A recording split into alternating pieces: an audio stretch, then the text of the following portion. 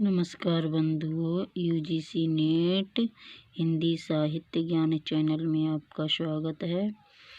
तो आज हम हिंदी भाषा और उसका विकास भाग 3 अपभ्रंश काल से पढ़ते हैं। अपभ्रंश भाषा का प्रयोग 500 ईस्वी से 1000 ईस्वी तक हुआ।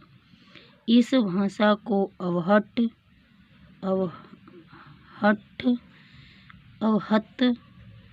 देश भाषा, देसी भाषा आदि अनेक नामों से पुकारा गया। अपभ्रंश का शाब्दिक अर्थ है बिगड़ा हुआ या गिरा हुआ। जब भाषा का रूप सुसंस्कृत न रहकर बोलचाल का सामान्य रूप हो जाता है तो पंडितों की दृष्टि में वह बिगड़ी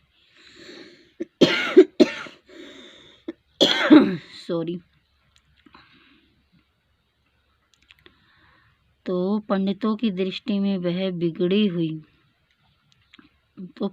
दृष्टि में वह भाषा बिगड़ी हुई मानी जाती है। तब वे उसे अपभ्रंश का ज्ञान देते हैं। अपभ्रंश का प्रारंभ कब से हुआ, इस संबंध में 3 मत हैं। डॉक्टर उदय नारायण तिवारी ने अपनी पुस्तक हिंदी भाषा का उद्गम और विकास में अपभ्रंश का जन्म काल 700 ईस्वी स्वीकार किया है।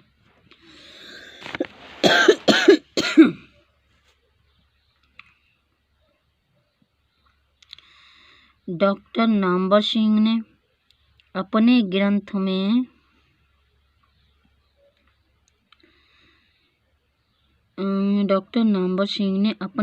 में हिंदी के विकास में अपभ्रंश का योगदान में अपभ्रंश का जन्म काल 700 ईस्वी स्वीकार किया है।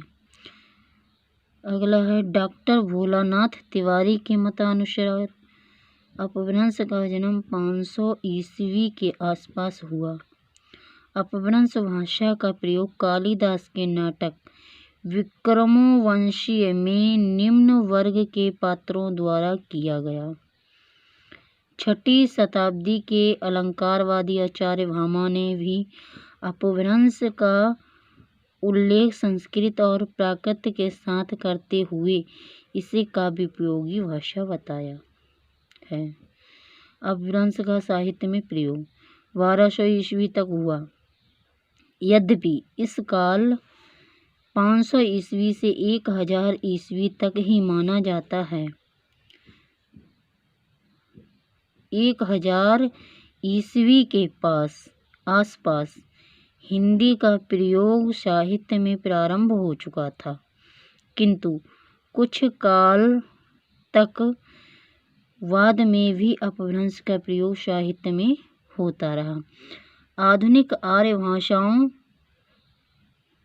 का विकास इसी अपभ्रंश से हुआ है। हिंदी का विकास भी इसी अपभ्रंश से हुआ है। अतः हिंदी की जननी अपभ्रंश है। उत्तर भारत में अपभ्रंश के साथ क्षेत्रीय रूपांतर प्रचलित थे, जिनसे आधुनिक भारतीय आर्य भाषाओं का कालांतर में विकास हुआ। इनका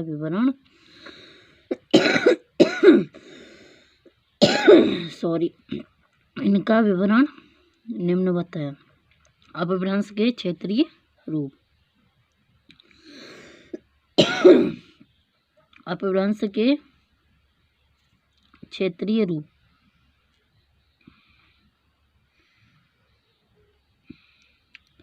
तो सौरसेनी अपभ्रंश,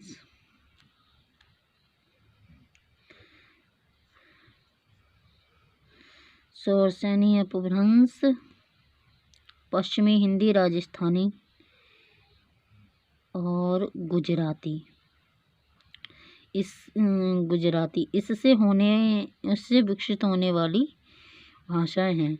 पाश्चात्य अपभ्रंश से पंजाबी, लहंदा विकसित होने वाली आर्य भाषाएं हैं। राजचड़ अपभ्रंश से सिंधी, खासी अपभ्रंश से पहाड़ी, महाराष्ट्रीय अपभ्रंश से मराठी, अर्धमागधी अपभ्रंश से पूर्वी हिंदी, मागधी अपभ्रंश से बिहारी, उड़िया, बांग्ला, असमिया। हिंदी एवं अन्य भारतीय आर्य भाषाओं का विकास अपभ्रंश के क्षेत्रीय भेदों से हुआ है। इसके विवेचन के आधार पर भाषाओं का क्रमिक विकास निम्न रूप से समझाया जा सकता है। वैदिक संस्कृत, संस्कृत, पाली, प्राकृत, अपभ्रंश, हिंदी एवं अन्य आधुनिक आर्य भाषाएं। हिंदी भाषा की मूल उत्पत्ति सौरसेनी अपभ्रंश से हुई है। हिंदी एवं अपभ्रंश का संबंध। अपभ्रंश का प्रयोग यद्यपि 12वीं शताब्दी तक साहित्य में होता रहा, किंतु 1000 ईस्वी तक आते आते हिंदी बोलचाल की भाषा के रूप में प्रतिष्ठित हो गई थी। अतः हिंदी का प्रारंभ 1000 ईस्वी से हुआ, ऐसा मानना तर्कसंगत है। अपभ्रंश में प्रयुक्त तद्भव शब्दों को हिंदी ने ग्रहण कर लिया। अपभ्रंश की ध्वनियाँ भी हिंदी में प्रचलित हैं। कुछ नई ध्वनियों का विकास हिंदी में अतिरिक्त रूप में हुआ, यथा ड़, ढ, व, नह, मह, लह। तो अगला पॉइंट है, इसी प्रकार के पॉइंट अब यूजीसी नेट में आते हैं। तो अगला पॉइंट है, भाषा की प्रवृत्ति कठिनता से सरलता की ओर रहती है। संस्कृत में 3 वचन लिंग वचन थे, 3 लिंग थे, जबकि हिंदी में 2 वचन 2 लिंग ही रह गए। संस्कृत में जहाँ 24 रूप बनते थे, वहाँ हिंदी में केवल 2 रूप रह गए, मूल रूप, विकारी रूप। तो समय देने के लिए धन्यवाद। अगर वीडियो अच्छा लगा हो तो सब्सक्राइब, लाइक एवं कमेंट करें। धन्यवाद।